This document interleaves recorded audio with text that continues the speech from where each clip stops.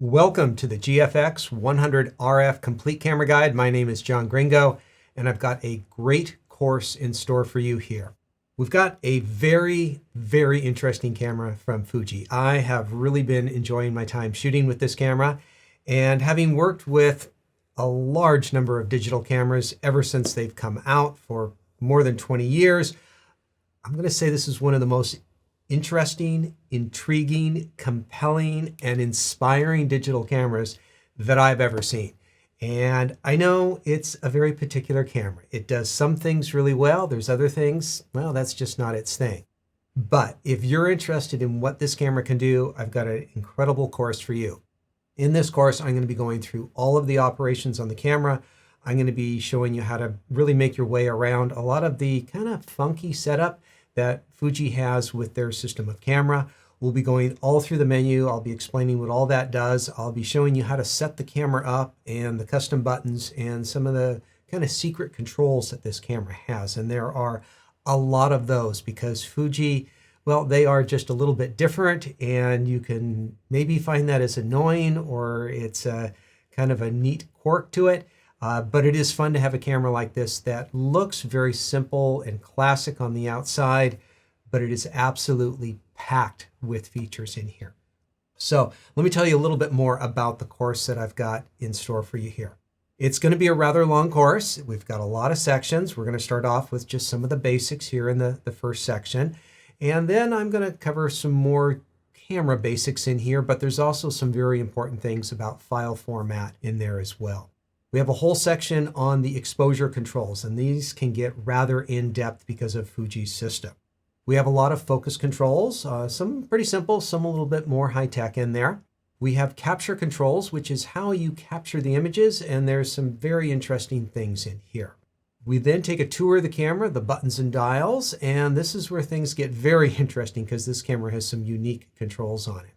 We'll look at the viewfinder and monitor options. Then we'll take a quick peruse through the quick menu, some of the most common features that you're going to use on a regular basis. Movie shooting is a long and completely different section on setting up the movie settings of this camera. We then take a look at all the camera connections, things you can hook up and plug into the camera. And then the next several sections are all on the different tabs of the menu system. We'll be going through each of the tabs and each of the items to quickly explain what they are and where you might want to have them set for different types of shooting. And then we end up everything with the field setup section, which is my guide to kind of some final thoughts on how to work with the camera and how I would set the camera up in different types of shooting scenarios. And so that's kind of the essence of what a complete camera guide is. Now, one of the other things that comes with this course is the course notes. And there's a few things in here. Number one, there's some tables, graphs, and other information that you'll see in the class that's just nice to have in a printed form. The thing that I think is most helpful in here is the menu system. I've laid out the entire menu system so that you can see it on a few pages very graphically. Photographers like to work visually, and so here you can see everything laid out for you. And so you can see what sections there are, where they fall in that section.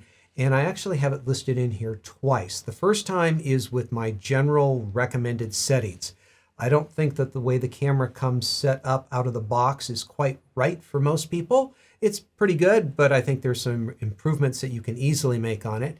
But then I also have the menu in here a second time on another set of pages so that you can put in your own settings, because ultimately you're going to customize the camera, and that's what I want you to do, is to customize the camera to your particular needs. And so you'll have all that in here along with the entire 20 sections of this class. As I say, it's going to be a fairly long and in-depth course. As we go through different topics, I'm going to be referring to changes that you can make in the menu system.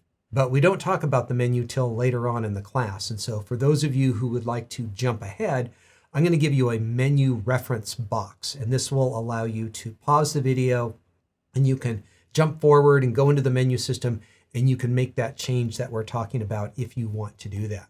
Now, as we proceed through the class and we get into the menu system, I'm going to refer you back to earlier sections where I maybe did a complete explanation of a particular idea.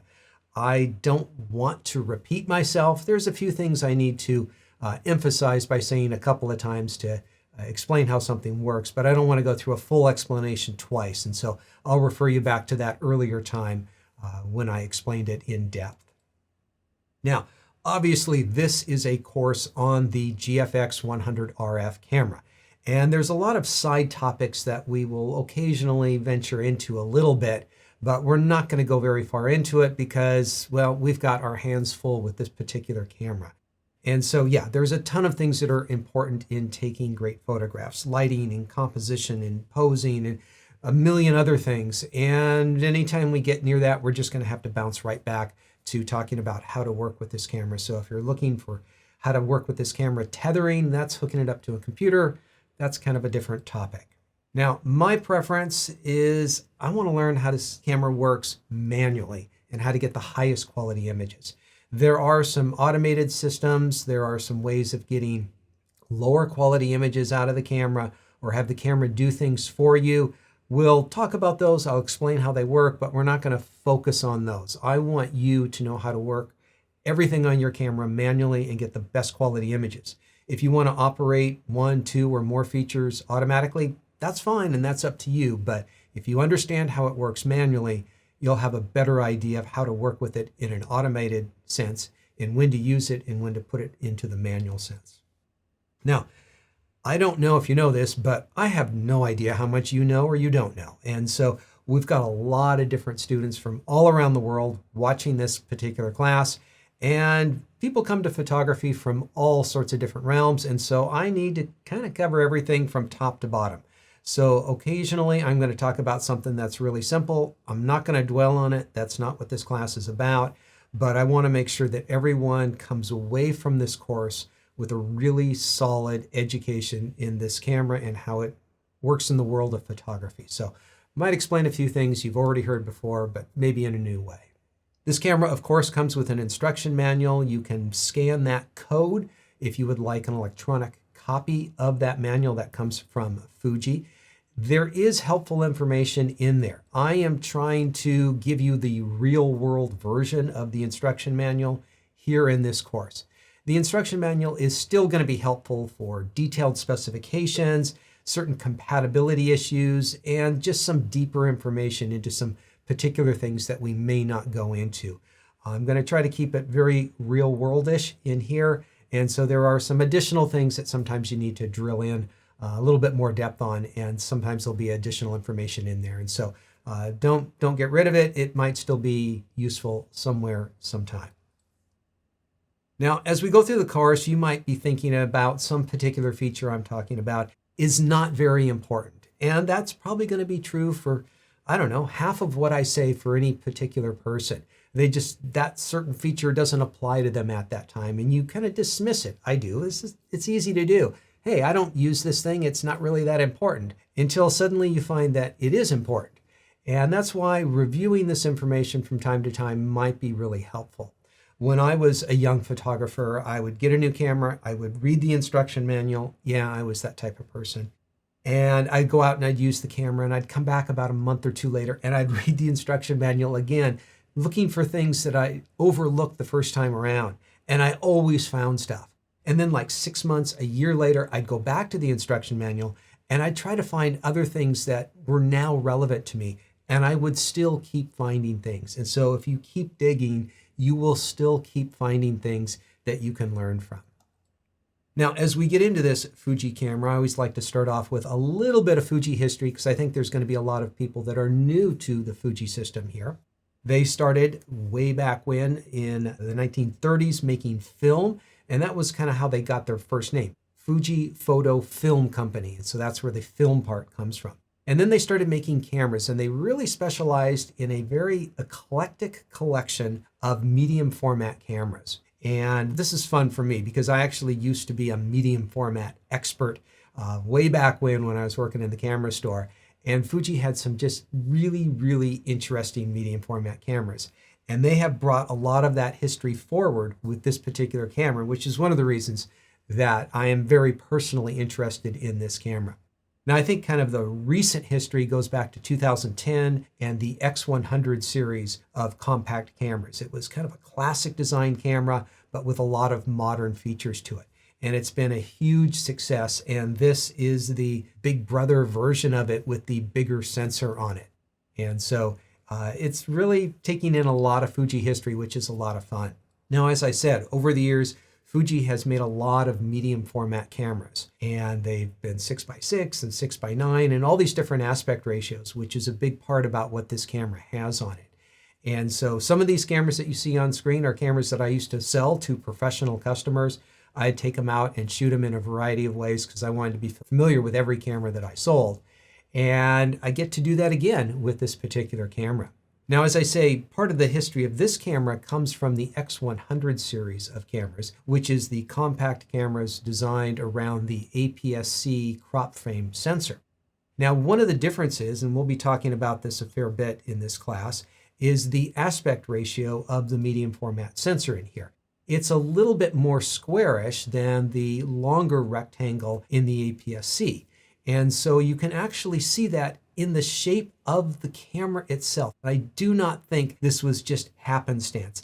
They specifically made this camera more like the 4/3 sensor that it is than the 3x2 sensor that is in the X100 series of cameras. There are other cameras that this also reminds me of, the GA645 series from back in the 90s. These were really the only autofocus point and shoot medium format cameras that ever existed. And so they're kind of interesting in the sense that it's a very high-end camera, but it's compact, very good quality, and is designed for a certain type of, travel photographer, documentary photographer, professional photographer who wants a second camera for things that are a little bit closer up, a little bit more personal use maybe.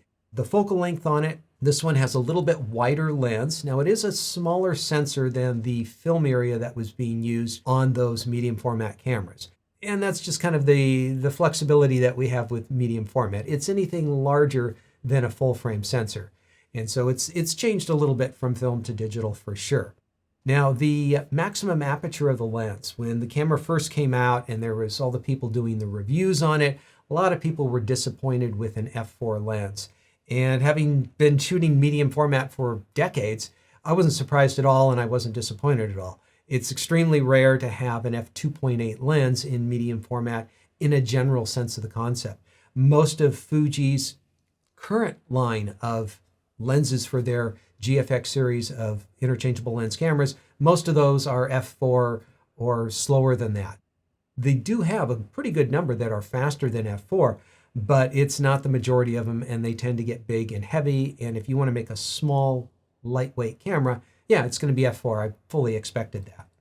Now, one of the other cameras that it reminds me of, because we're talking about medium format point and shoot, is the 6x9 series, because this camera can shoot in that aspect ratio as well. And how big that camera was, yet it was considered small for medium format and what it can do. And so it is really amazing to me at how small this camera is and the image quality that you can get from it. Now, if you are completely new to Fuji, Fuji has a huge business in the photographic world with instant film cameras. This is something that they have really hit a niche with, and they do instant pictures. So if you want real solid physical pictures right there, they've got a great line of cameras for that. This fits into their premium point and shoots with the X100 series. Kind of their main line of cameras, in my opinion, is their X-mount series of cameras. This has been around for more than a decade. They have dozens and dozens of interchangeable lenses, lots of different bodies, and lots of different styles. After they came out with the X-mount, they came out with the G-mount series, which was a medium format. And so for professionals or people who wanted really high quality images, they offered what is now, I consider to be the best medium format system available out there. It's got the widest collection of lenses, great collection of cameras, lots of accessories and so forth.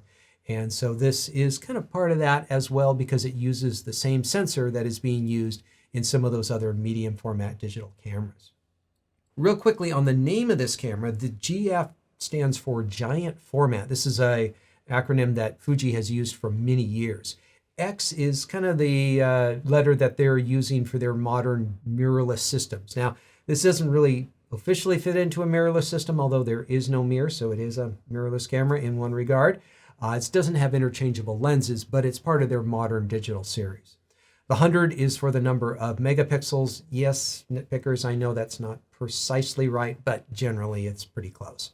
And RF stands for rangefinder, and once again, nitpickers, we understand it's not exactly a rangefinder camera. It is styled like one. We'll talk a little bit more about it, but for right now, the viewfinder the viewfinder is in the upper left corner on the back of the camera, and that's the way rangefinders are styled. And so that's part of the styling of the rangefinder system. Now, if you're not familiar with medium format, it's always best to start with the 35mm format, which was the most popular film format for many, many decades. It was 24mm by 36. Now, there were some professionals who did landscape photography or portrait photography or other work in the studio with a 4x5 or even an 8x10 camera. And these took large sheet film, one shot at a time on those cameras. And there was a need for something in between, better quality than 35, but faster shooting than large format. And this is where the roll film came in.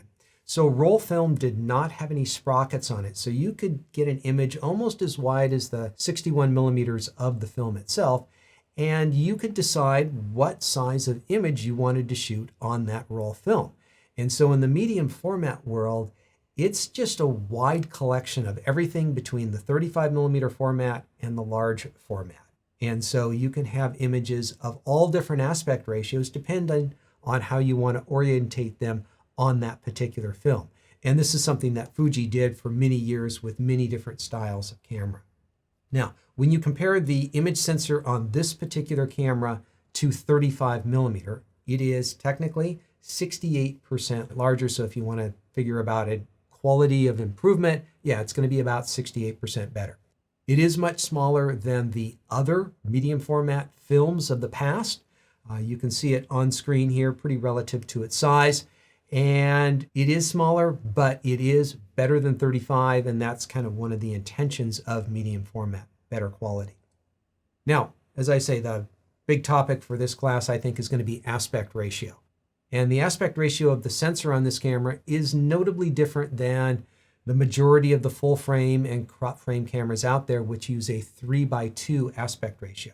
Now, the 4:3 aspect ratio of this sensor is considered, at least at one time, it was considered the ideal format. And that was because the 35mm film with its long 3:2 aspect ratio, you would cut off a lot if you were trying to go into an 8:10 frame. And that, at one point in time, probably not now, was the holy grail of what are you going to do with an image? I want to put it in an 8:10 frame. And that's a little bit on the square side. And so you end up cropping off more of that 3:2 aspect ratio than you do the 4:3. If you run the calculations then, it's 89% larger. And at that point, you can start rounding up and just calling it twice as large as 35mm. Not quite technically accurate, but you see where I'm going with it. So we do have a lot of image area to work with for getting much better quality images. All right, care and handling on the camera. There are all sorts of warnings. I'm not going to go through all of them. It's mostly common sense.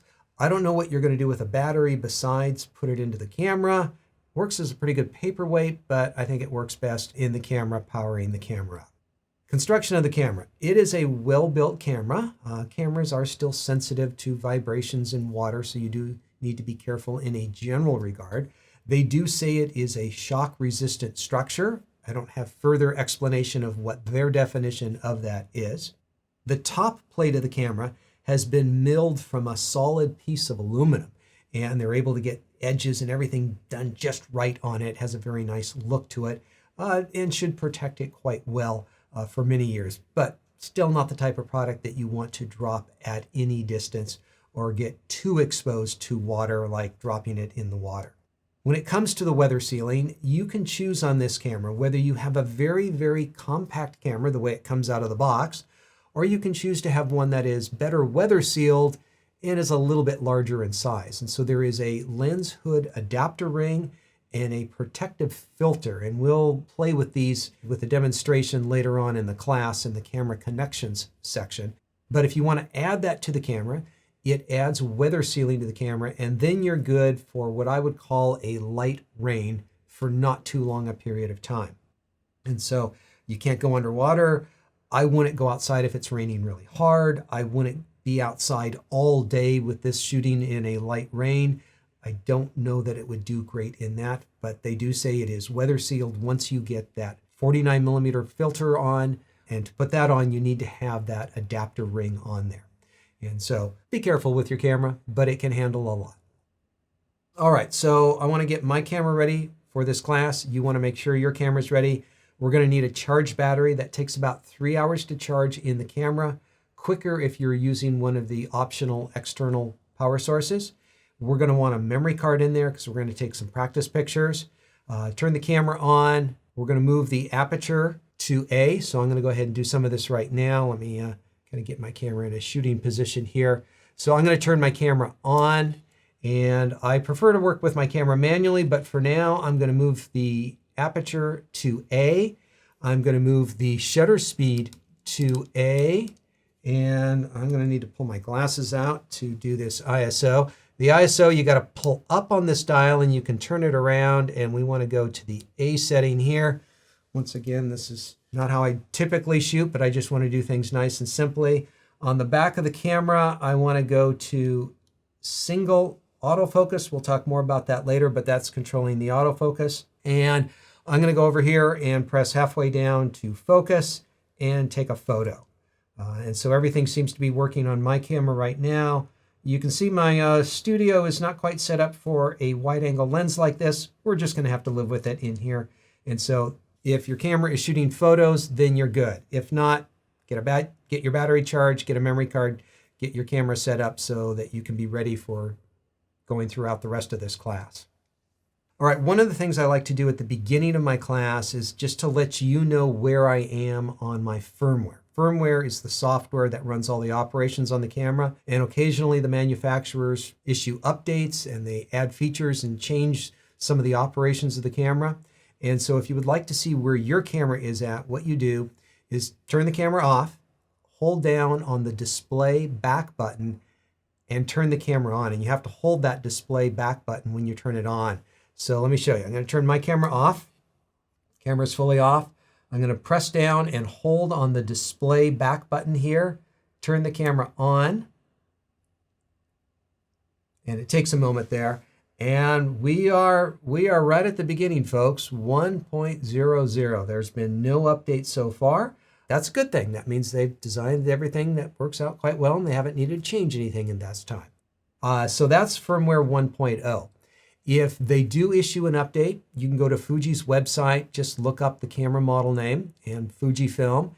If they have new firmware, you can download it onto a memory card, put the memory card in the camera, go into the setup menu under their user setting, firmware update, and then it will ask you, do you want to update your firmware? And you can say yes, make sure you have a charged battery. Make sure you've got a formatted memory card with no other information on it before you download information from the computer onto the memory card. And then you can load up that new software on there.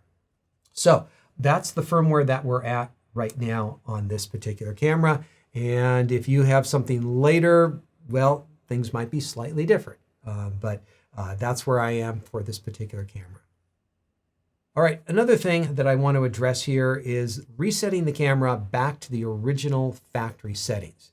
Now, I imagine some of you probably have the camera still wrapped up in a box right now, and that's fine. You're going to want to get it out, play with it in the class.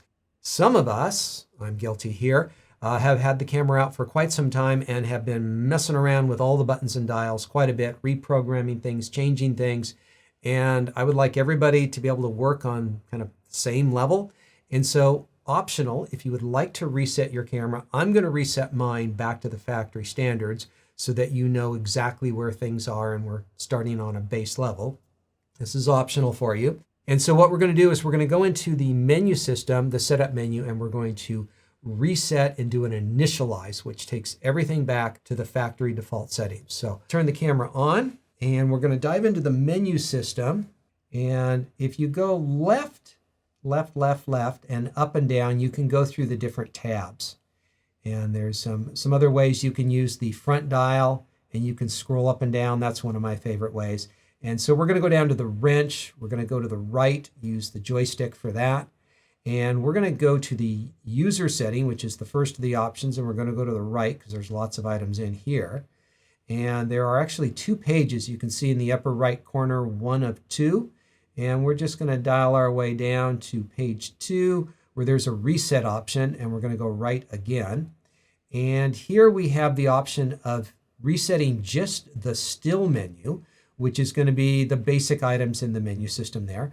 You can reset just the things in the movie menu. You can do a setup reset, which is kind of in the general section that we are right now, kind of the core settings of the camera.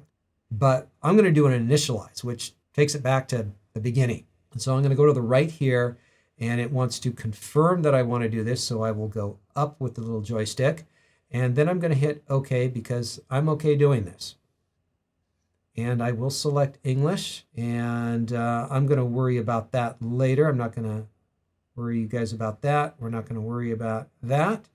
And I'm just going to hit OK for that, the power off temperature. And we're here ready to shoot some photos. I'll shoot another photo just to be sure. So it does look like we're okay there. And so if you want to go through that reset, that is how you do it. And you can have your camera all back to the beginning. All right, so that is just an introduction section. As I say, this is going to be a long class. We've got a lot of sections to go through. We have a lot of information to get through in here. And it's good to have you here. We're going to have a great class. And so make sure you got charged batteries because we've got a lot of shooting and a lot of exploring to do. We'll see you in upcoming sections.